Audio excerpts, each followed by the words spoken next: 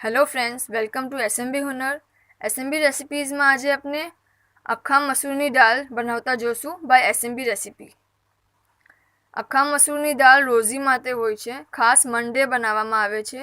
હર મહિનાની 21 બી બનાવે છે મૌલાના અલી અલૈહિસ્સલામની। એના માટે આપણને જોશે નમક, 5 કિલો અખ્ખા મસૂર કાલી દાળ, એક મીડિયમ સાઇઝ પ્યાજ, એક મીડિયમ ટમાટર, કોથમીર, 10 કારી પત્તા, 5 ચમચી હલ્દી, 1 ટીસ્પૂન લાલ મરચાં, 1 ટીસ્પૂન ધાણા જીરુંનું પાવડર, 1 ઇંચ તજનો ટુકડો, 1 ટીસ્પૂન લસણ પેસ્ટ, 1 ટીસ્પૂન ધાણા જીરુંનું પાવડર, 3 ગ્રીન મરચાં, 1 ટીસ્પૂન આખી મેથી અને પાણી। દાળને 1 કલાક પહેલાં પલાળી લેશું પાણીમાં।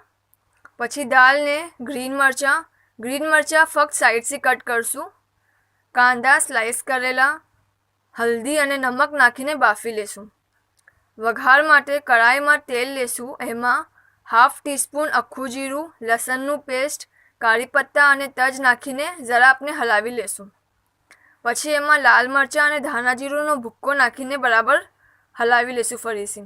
લાસ્ટમાં ટમાટર કાપીને નાખી દેશું અને બરાબર કસી લેશું। પછી વઘારને બાફેલી દાળમાં મિક્સ કરી લેશું અને 1 ગ્લાસ ગરમ પાણી નાખીને બરાબર હિલાવી લેશું। 2-3 જોશ આવવા દેશું।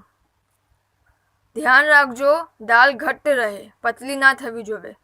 કોથમીર છીણકીને આપણે સર્વ કરશું। દાળ અને ચાવલ સાથે આપણે લઈ શકીએ।